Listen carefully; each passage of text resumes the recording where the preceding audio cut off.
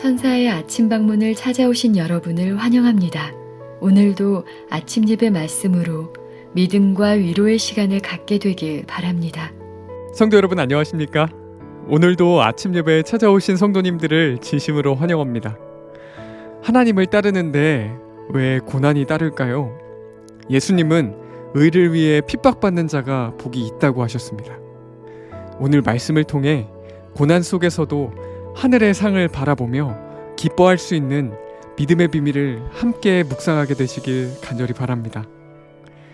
이제 기도하겠습니다. 하늘에 계신 아버지, 매일 아침 예배를 통해서 하늘로부터 생명을 공급해 주셔서 감사합니다. 예배를 통해서 새 힘을 받고 오늘 하루 죄와 유혹을 이길 수 있도록 인도해 주시옵소서. 오늘은 팔복의 마지막 복을 살펴보려고 합니다. 내 생각과 판단은 내려놓고 주님의 뜻이 무엇인지 발견하고 순종할 수 있도록 도와주시옵소서. 오늘도 권면해 주시는 목사님께 창조주 하나님께서 함께 해주셔서 이 시대에 꼭 필요한 말씀을 전하실 수 있도록 인도해 주시옵시고, 말씀을 듣는 모든 성도들이 말씀대로 순종하여 하나님께 영광 돌릴 수 있도록 붙잡아 주시옵소서. 예수님의 이름으로 기도드립니다. 아멘. 오늘은 팔복에서 마지막 복, 핍박의 복을 살펴보겠습니다. 성도 여러분, 팔복의 요점이 뭡니까? 팔복 전체의 요점은 첫째 복인 가난한 심령을 받고 팔복의 사다리를 타고 올라가라는 것입니다. 팔복의 사다리를 올라가면 올라갈수록 천국에 대한 확신이 깊어지고 그리스도를 더 많이 더 깊게 닮게 됩니다. 그리고 결국에는 마지막 복에 가서 의를 위해서 핍박받는 복까지 받게 되는 것입니다. 그래서 예수께서는 이 팔복을 사람들에게 주면서 예수께서 있는 그 1세기부터 예수께서 재림하시는 그 마지막 시대까지 모든 시대의 사람들이 이 팔복을 붙잡고 경험하면 모두 구원받을 수 있도록 계획하신 것입니다. 그 시대가 평안한 시대인지 환란이 있는 시대든지 팔복이면 끝이 나는 것입니다. 자, 마태복음 5장 3절부터 하나씩 읽겠습니다. 마태복음 5장 3절 10절입니다.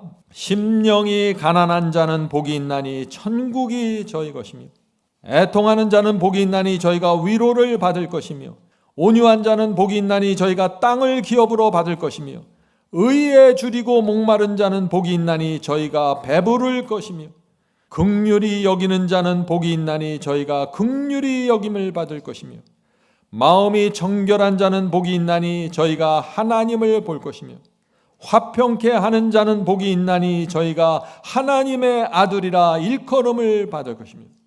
자, 원수를 사랑하고 화평하기 위해서 최선을 다했는데 화평이 잘 안 되면 어떻게 돼요? 그 다음에는 핍박이 온다는 것입니다. 자, 마지막입니다. 의를 위하여 핍박을 받는 자는 복이 있나니 천국이 저희 것임이라. 정말 엄청난 말씀입니다. 자, 질문을 드리죠. 예수께서는 팔복에서 의에 대한 말씀을 2번 반복하셨습니다.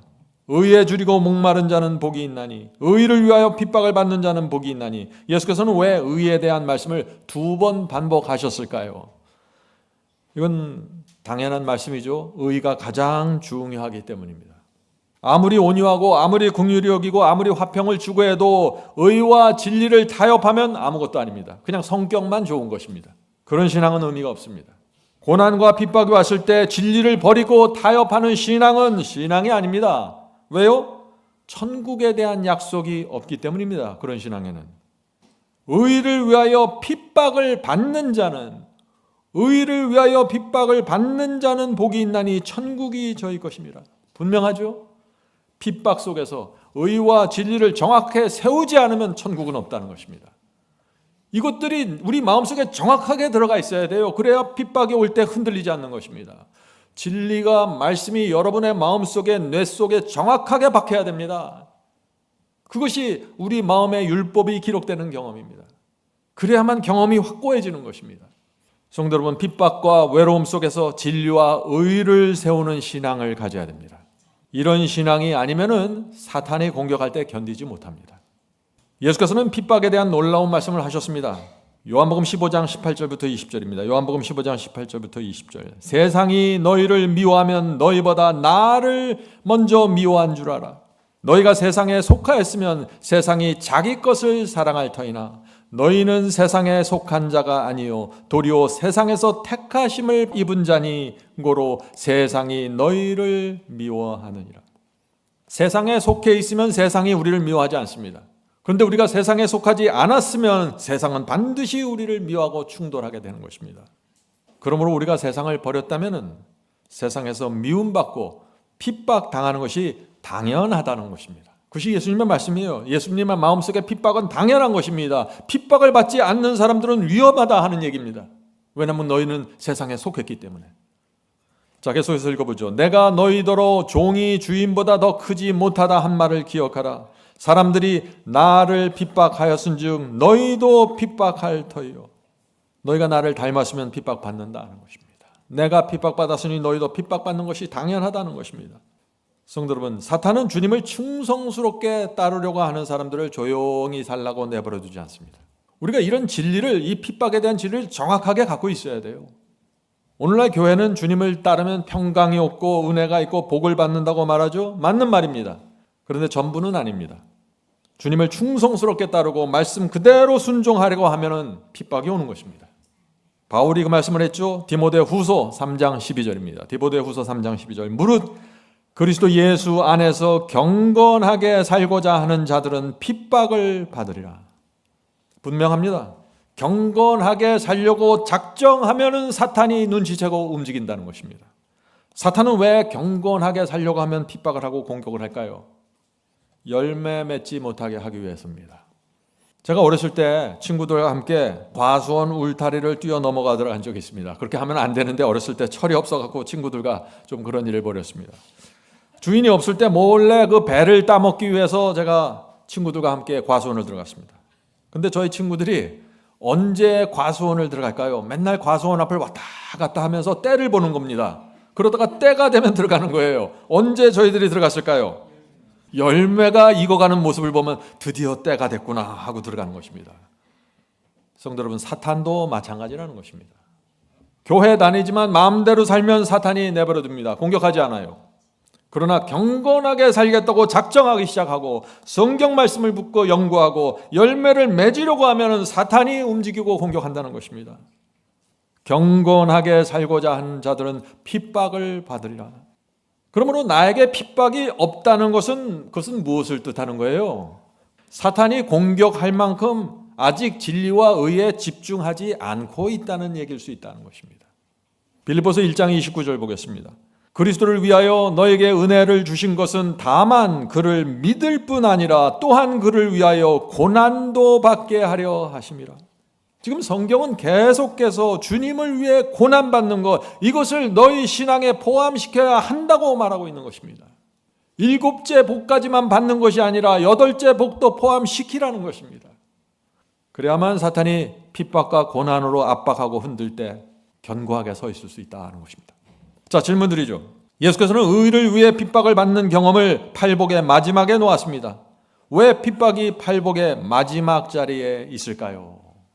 의를 위해서 받는 핍박이 우리 그리스도인들에게 최고의 명예이기 때문입니다. 들으세요? 핍박이 최고의 명예입니다. 성도 여러분, 우리는 천사들을 위해서 핍박받는 것이 아닙니다. 어떤 피조물을 위해서 받는 것이 아니라 창조주 하나님을 위해서 핍박받는 것입니다. 우주의 왕 하나님을 위해서 우리가 욕 얻어먹고 얻어맞는 것입니다. 그것은 우리에게 최고의 영예이고 영광이라는 것입니다. 이해가 되십니까? 벌레보다 못한 우리가 어떻게 감히 하나님을 위해 욕먹고 핍박받아요? 우리 같은 사람이. 받는 것 그 자체가 놀라운 영광이라는 것입니다. 저는 정말 많이 공격받았습니다. 제 평생 한 번도 생각지 못한 공격이 몰려 들어왔습니다. 그때마다 저는 두 가지를 확인했습니다. 핍박이 올 때 두 가지를 확인해야 되는 것입니다. 자, 첫째, 내가 믿는 것이 정말 성경의 진리인가 확인해야 됩니다. 성경을 펼쳐놓고 내가 믿는 것이 정말 성경 속에 있는가 확인해야 되는 것입니다. 둘째, 내가 받는 핍박은 의를 위한 핍박인가 확인해야 됩니다.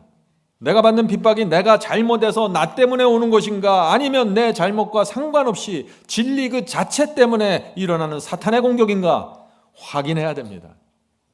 이 두 가지를 확인하면은 우리 영혼의 평안이 옵니다. 두려움이 사라지고 다시 전진하고 말씀을 나눌 수 있는 것입니다. 자, 질문 드리죠. 주님을 위해 고난과 핍박을 받을 때 어떤 태도로 받아야 할까요? 억지로 할 수 없이 이 핍박을 받는 것입니까? 아니면은 감사와 기쁨으로 핍박을 받아야 할까요? 마태복음 5장 10절 12절 아까 그 말씀을 다시 한번 읽어보죠. 나를 인하여 너희를 욕하고 핍박하고 거짓으로 너희를 거스려 모든 악한 말을 할 때는 너희에게 복이 있나니 기뻐하고 즐거워하라. 하늘에서 너희 상이 큼이라. 너희 전에 있었던 선지자들을 이같이 핍박하였으니라. 성도 여러분, 내가 진리를 믿고 올바른 결정을 했기 때문에 사람들이 나를 욕하고 핍박하고 거짓말까지 동원해서 나를 무너뜨리려고 할 때 어떻게 반응해야 된다고요? 기뻐하고 즐거워하라. 이 신앙을 배워야 한다는 것입니다. 나를 괴롭히고 핍박하고 거짓말로 얽어매는데 어떻게 즐거워하고 기뻐할 수 있어요? 하늘에서 받을 상이 큼이라. 이것입니다. 핍박과 고난이 재미있어서 즐거워하는 것이 아니라 하늘에서 받을 상을 바라보니까 지금 받는 핍박이 감사하고 기쁜 것입니다. 성도는 그래서 핍박과 고난이 올 때 무엇을 바라봐야 돼요? 하늘에서 받을 상을 바라봐야 하는 것입니다.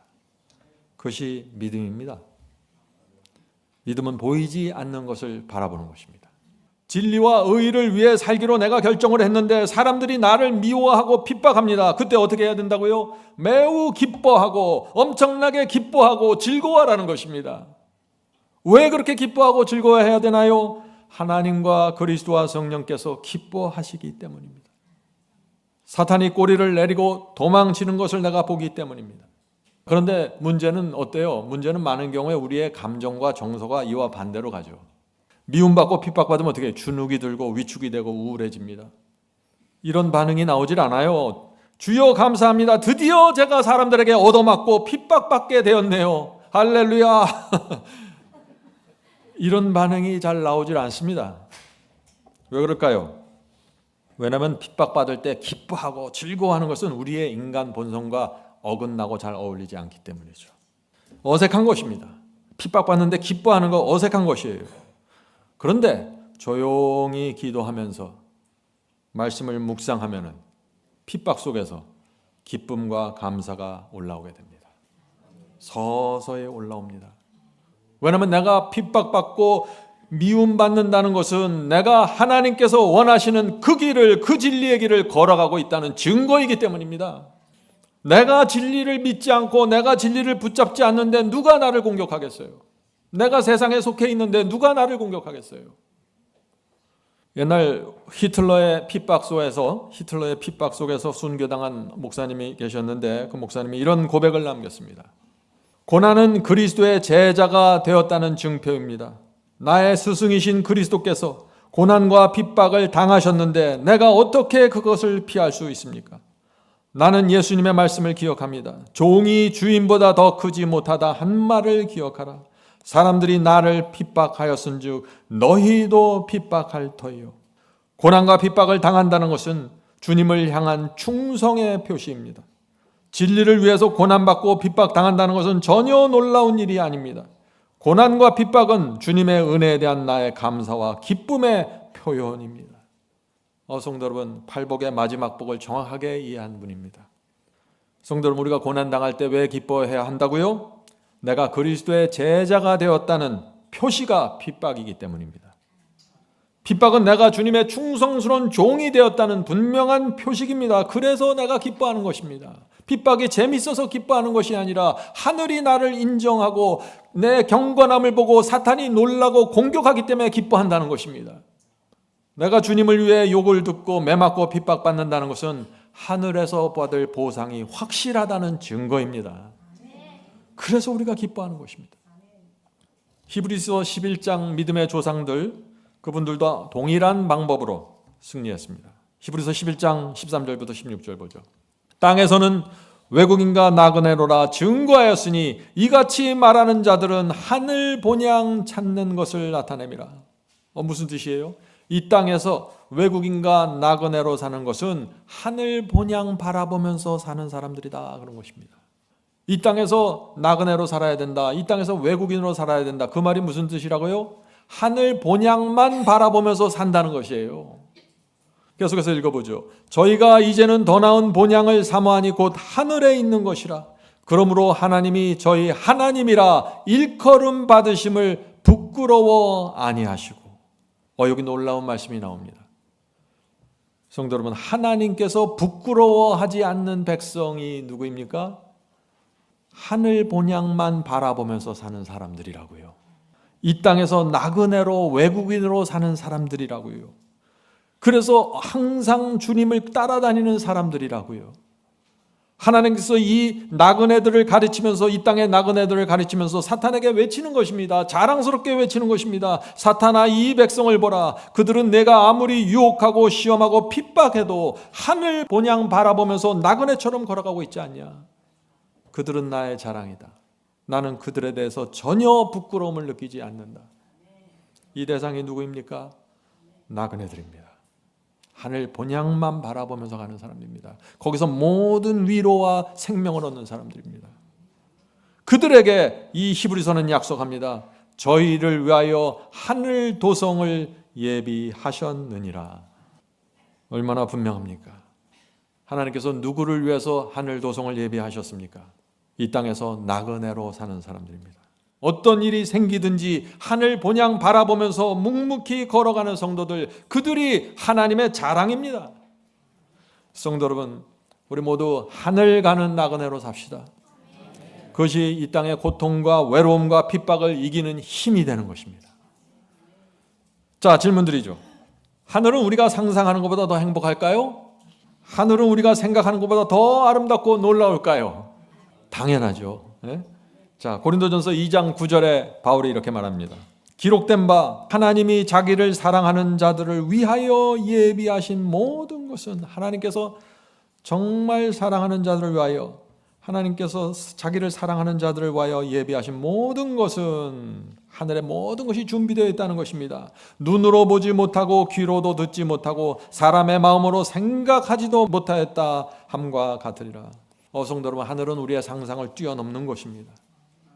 창조주 하나님께서 이 사랑하는 성도들을 위해서 계획하시고 신경 쓰셔서 설계해서 만들었습니다. 얼마나 아름다울까요? 얼마나 기가 막힐까요? 우리는 하늘에 도착한 첫날에 엄청난 충격을 받게 될 것입니다. 하늘 예루살렘 성문부터 놀랍습니다.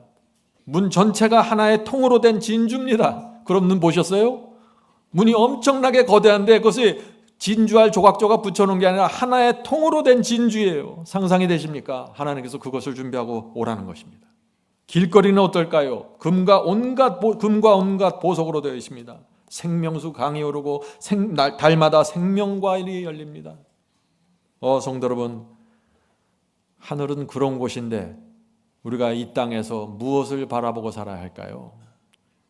중요한 것은 우리가 그 하늘에서 영원히 살 수 있다는 것입니다.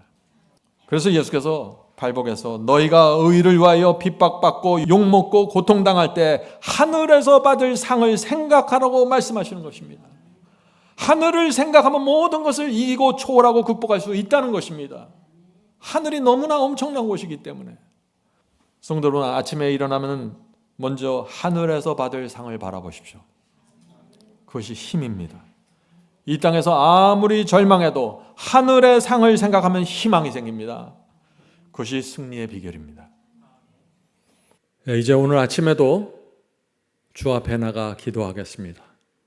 우리가 기도할 때는 우리 마음이 하늘 성소에 계신 대제사장 그리스도 앞으로 올라가서 그 앞에서 간절히 무릎을 꿇고 우리의 마음을 펼쳐 보이고 기도하는 심령으로 기도하도록 하겠습니다.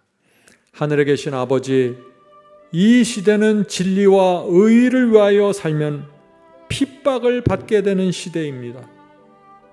주여, 주의 말씀을 항상 저희가 기억하게 해 주시옵소서. 너희가 내 이름을 인하여 모든 사람에게 미움을 받을 것이나 의를 위하여 핍박을 받는 자는 복이 있나니 천국이 저희 것임이라. 너희를 욕하고 핍박할 때 기뻐하고 즐거워하라. 하늘에서 받을 상이 큼이라. 주여, 오늘도 이 말씀을 붙잡고 살게 축복해 주시옵소서. 진리를 타협하지 않는 용기가 필요합니다. 진리를 지키는 믿음과 지혜를 주시옵소서. 핍박하는 자를 불쌍히 여기는 마음을 주시고 온유한 마음을 허락해 주시옵소서. 시련이 올 때 주께서 이 땅에서 보여주신 모본을 기억하면서 살게 하시고 성령으로 저희를 인도해 주시옵소서. 오늘 하루도 주님께 우리의 생애를 온전히 드리옵니다. 이 모든 말씀 예수 그리스도의 이름으로 간절히 기도드립니다. 아멘. 성도 여러분, 마지막 사명에서는 아침 예배 채널을 유튜브에서 별도로 운영하고 있습니다. 아침 예배 채널에서는 매일 새벽 4시에 예배 영상이 올려지고 있으며 특별히 아침 9시에 예배가 진행됩니다. 아침 9시 예배가 아침 예배 채널의 독특한 특징입니다. 원하시는 분들은 유튜브에서 아침 예배 채널을 별도로 구독 신청하여 주시면 저희와 함께 아침마다 예배 드릴 수 있습니다. 매일 아침마다 하나님의 말씀으로 저희 모두가 주 앞에 나와 예배 드리는 신앙으로 함께 나가게 되길 간절히 바랍니다. 감사합니다.